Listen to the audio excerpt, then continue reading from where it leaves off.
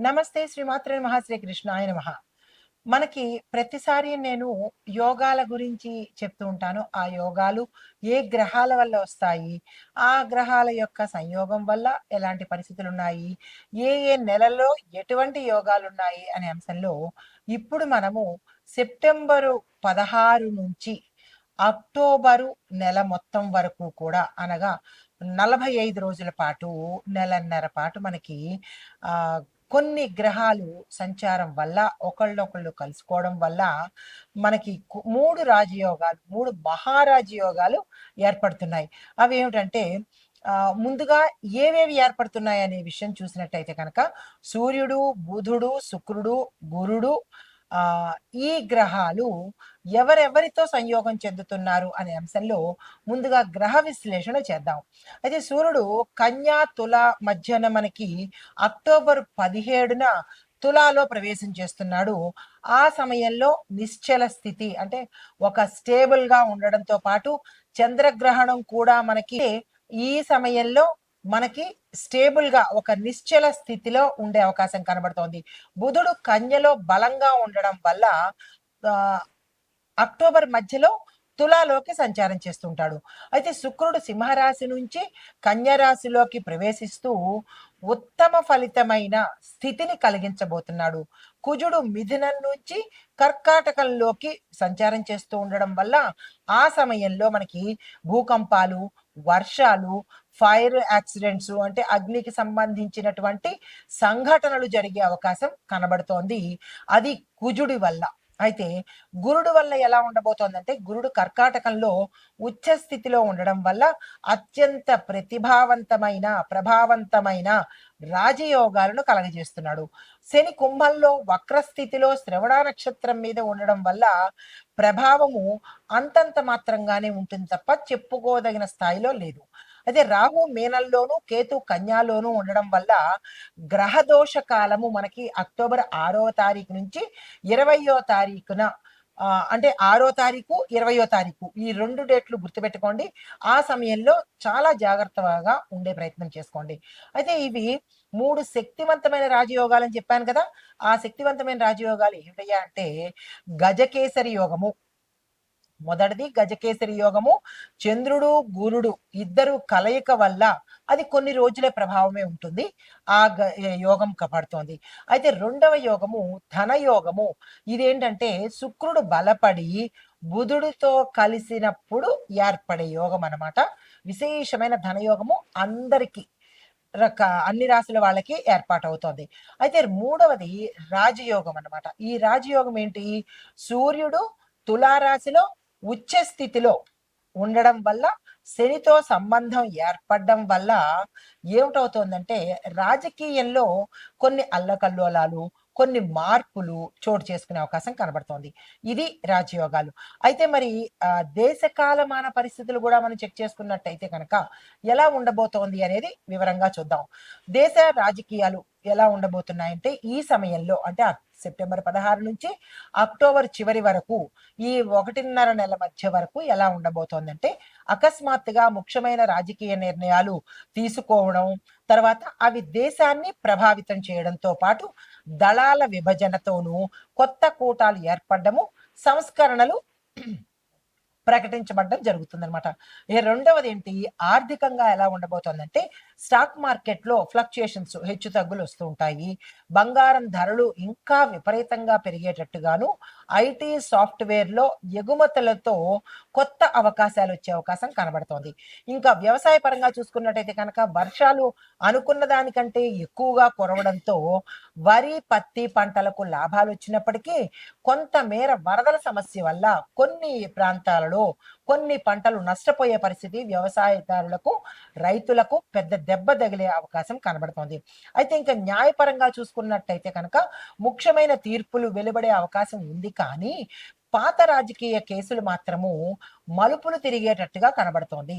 తర్వాత ఐటీ సాంకేతిక రంగం చూసుకున్నట్టయితే కనుక కొత్త ఏఐ డేటా ఇది చాలా అత్యంత ప్రమాదకరమైన డేటా తెలుసా?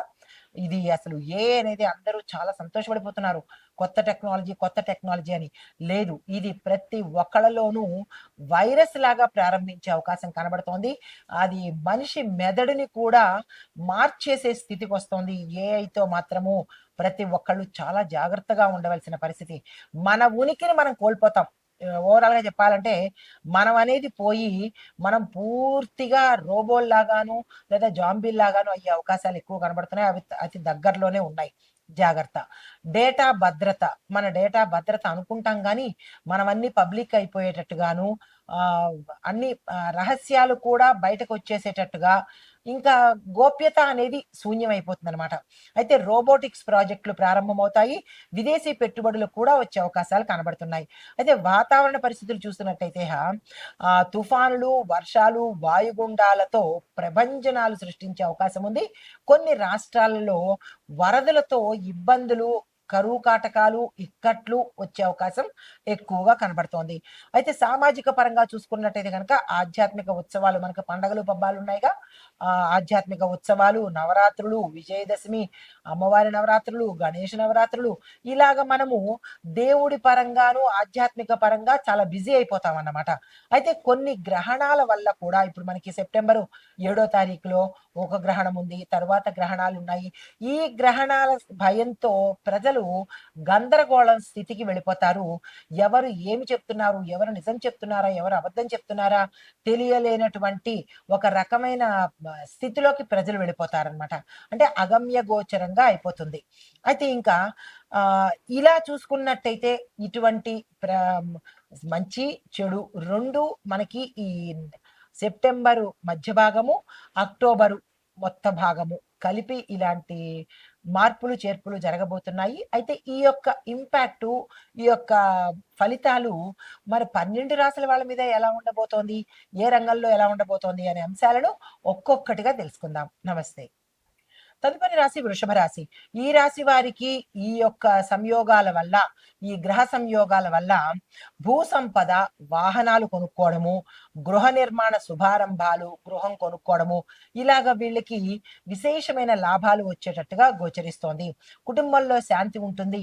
ఐటీ బిజినెస్ గానీ, ఐటీ రంగం కానీ, బిజినెస్ రంగం వాళ్ళకి కానీ పెద్ద పెద్ద ప్రాజెక్టులు రావడము, వీళ్ళు యాక్సెప్ట్ చేస్తే సక్సెస్ అవ్వడము, ఐటీ రంగంలో విశేషమైన మార్పు చేర్పులు జరగడము, బిజినెస్ చేసే వాళ్ళకి అనుకోని అవకాశాలు, అనుకోని లాభాలు, వాళ్ళకి టర్నింగ్ పాయింట్ అని చెప్పొచ్చనమాట ఈ సమయంలో.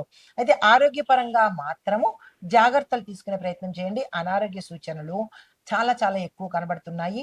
వీటి మూలకంగా అంటే మనకి కొన్ని రాహు, కుజ, కేతు, శని ప్రభావం వల్ల కొన్ని ఇబ్బందికరమైన, అనారోగ్యమైన సూచనలతో పాటు ఆపరేషన్స్ గానీ, లేదా ప్రమాదాలు కానీ, ఫ్రాక్చర్స్ గానీ ఇలా జరిగే అవకాశాలున్నాయి. వీటి విషయంలో జాగ్రత్తలు తీసుకోండి. తర్వాత బిజినెస్ కాదు, మనకి ఉద్యోగంలో చూసినట్టయితే కనుక కొంతమందికి స్థానచలనాలతో పాటు ఉన్న స్థానం నుంచి వేరే స్థానానికి, వేరే కంపెనీకి గానీ మారే క్రమంలో మీకు మీ ప్యాకేజీ తగ్గడం కానీ, అంటే కొంతమందికి తగ్గిపోతుంది. ఉదాహరణకు ఒక ₹1,00,000 ప్యాకేజీతో ఇప్పుడున్న ఉద్యోగంలో మీరు రన్ అవుతున్నప్పుడు వేరే స్థానచలనాల వల్ల, వేరే అంశాల వల్ల వేరే చోటికి, వేరే కంపెనీకి, వేరే ప్రదేశానికి వెళ్ళినప్పుడు ఎక్కువ అవ్వచ్చు, తక్కువ అవ్వచ్చు. అంటే 75,000 అవ్వచ్చు, 1,25,000 అవ్వచ్చు. అది ఎలా ఉంటుందంటే మీ యొక్క చేసే వృత్తిని బట్టి, చేసే జాబ్‌ని బట్టి ఆ ఫ్లక్చుయేషన్స్ ఉంటాయి. అలాంటి మార్పులు కూడా మీకు జరిగే అవకాశాలు కనబడుతున్నాయి. తర్వాత వ్యాపారస్తులకు చూసుకున్నట్టయితే కనుక మీరు స్థానచలనాలు అంటే మీరు ఈ ప్రాంతం నుంచి వేరే ప్రాంతానికి షాపులు మార్చడం కానీ, బిజినెస్ మార్చడం కానీ, నేమ్స్ చేంజ్ చేయడం కానీ, లేదా అంటే కొన్ని బిజినెస్‌లు షట్ డౌన్ చేసేయడం కానీ, ఇలాంటి ఇబ్బందికరమైన సమస్యలు ఎదుర్కొనే స్థితి ఈ సమయంలో కనబడుతోంది.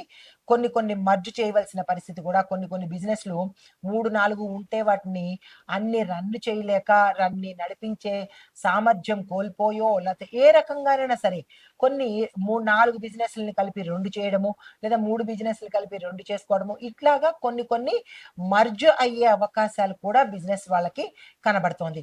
పారిశ్రామికంగా చూసుకున్నట్టయితే కనుక పెద్ద పెద్ద ఫ్యాక్టరీలలో ఏదైనా కొత్త బిజినెస్‌ని కానీ లేదా కొత్త అంశాన్ని కానీ లేదా కొత్త ప్రయోగాన్ని సాంకేతిక పరంగా కావచ్చు, లేదా టెక్నికల్ పరంగా కావచ్చు, లేదా మిషనరీ పరంగా కావచ్చు, ఏవైనా మార్పు చేర్పులు చేసేటప్పుడు కొంత నష్టపోయే అవకాశాలు కూడా కనపడుతున్నాయి.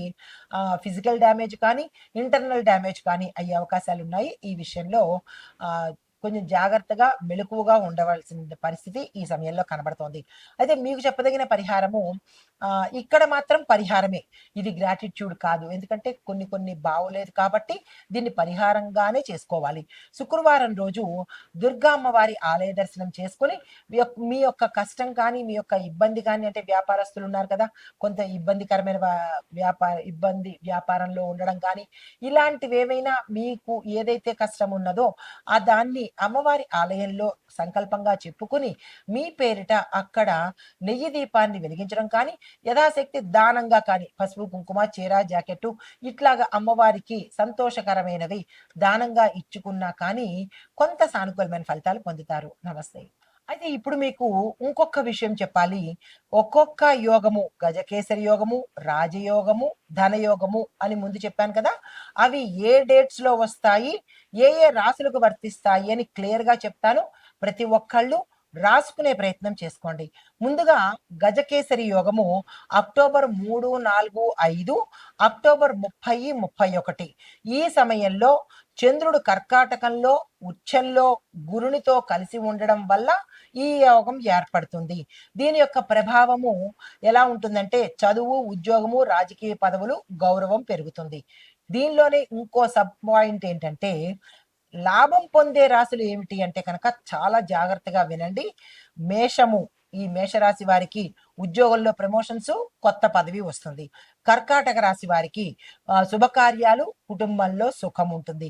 వృశ్చిక రాశి వాళ్ళకి సొంత ఇల్లు ఉంటుంది, వాహనాలు కొనుక్కుంటారు. మీనరాశి వారికి వ్యాపారము, ఆర్థిక లాభము ఉంటుంది. ఎప్పుడు ఈ గజకేసరి యోగంలో ఉన్నప్పుడు, నేను ఇందాక చెప్పిన డేట్స్ లో. తరువాత ధనయోగము రెండో పాయింట్. ఈ ధనయోగం పట్టే తేదీలు అక్టోబర్ 11 నుంచి అక్టోబర్ 15 వరకు. అయితే ఇవి ఎవరెవరి సంయోగం వల్ల అంటే బుధుడు, శుక్రుడు కన్యా రాశిలో బలంగా ఉండే సమయంలో ఈ ధనయోగం కలుగుతుంది. అయితే దాని ప్రభావం ఎలా ఉంటుంది అంటే కనుక ధనలాభము, కొత్త వ్యాపార కాంట్రాక్ట్లు, కళారంగంలో విజయాలు, ప్యాకేజీలు పెరగడాలు, ఇది ధన రూపంగా కలిసి వచ్చేది. అయితే ఏ రాశులకు లాభం పొందుతారు అంటే కనుక వృషభ రాశి వారికి స్థిరాస్తి లాభము, గృహ సౌఖ్యము. మిథున రాశి వారికి వ్యాపారంలో కొత్త కొత్త కాంట్రాక్ట్స్ వస్తాయి. కన్యా రాశి వాళ్ళకి ఆ కన్యా రాశిలో ఉండే ఐటీ ఉద్యోగులకు, కళాకారులకు కొత్త కొత్త అవకాశాలు వస్తాయి. ధనస్సు రాశి వాళ్ళకి విదేశీ ప్రయాణాలు, ఆర్థిక లాభాలు కలుగుతాయన్నమాట. ఇది ధనయోగము. అయితే మూడవది రాజయోగము ఏ తేదీల్లో కలుగుతుంది అంటే కనుక అక్టోబర్ 18 నుంచి 23 వరకు రాజయోగం కలిగే అవకాశం ఉంది. అయితే ఇది ఎవరెవరి వల్ల అంటే సూర్యుడు తులాలో ఉచ్చ స్థితిలో శని భగవానుడితో కలిసి ఉన్నప్పుడు రాజకీయ రాజయోగం ఏర్పడుతుంది. ఆ ప్రభావం ఎలా ఉంటుందంటే రాజకీయంలో మార్పులు రావడము, కొత్త కూటములు ఏర్పడము, ప్రభుత్వ విధానాలు మారడము, వ్యక్తిగతంగా కూడా అంటే ప్రతి ఒక్క రాజకీయ నాయకుడికి పదవులు రావడము, గౌరవం రావడము, ఇది మనకి రాజయోగం జరిగే సమయము, ఫలితాలు. అయితే ఇప్పుడు ఏ రాశుల వాళ్ళకి ఉపయోగపడుతుంది ఇది అంటే కనుక సింహరాశి వాళ్ళకి నాయకత్వంలో ఎదుగుదల ఉంటుంది, గౌరవం ఉంటుంది. అంటే ఏ రాజకీయ నాయకులైతే సింహరాశిలో ఉంటారో వారికి ఇవి వర్తిస్తాయన్నమాట.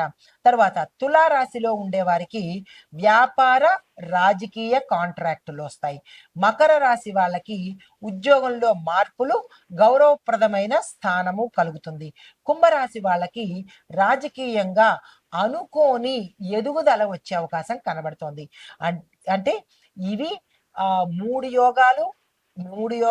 ఏ డేట్స్ లో వస్తాయి, ఎవరెవరు కలిస్తే వస్తాయి, దాని యొక్క ఫలితం ఏంటి, అవి ఏ రాశులకి ఎలాంటి ప్రభావం ఇస్తోంది అనేది సవివరంగా ఒక్కొక్కటి సావధానంగా మీకు తెలియపరిచాను. ఈ వివరాలు తెలుసుకొని ఆ గ్రహాల యొక్క ఫలితాలను సంపూర్ణంగా పొందాలి అని కోరుకుంటూ నమస్తే.